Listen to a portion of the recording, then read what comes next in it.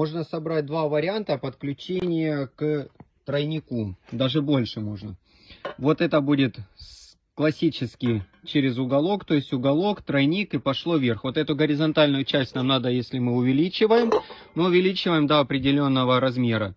Больше метра увеличивать нельзя. Если нам надо уйти трубой больше метра, тогда мы используем тройник непосредственно 135 градусов. И вот эту часть мы выводим на какую надо.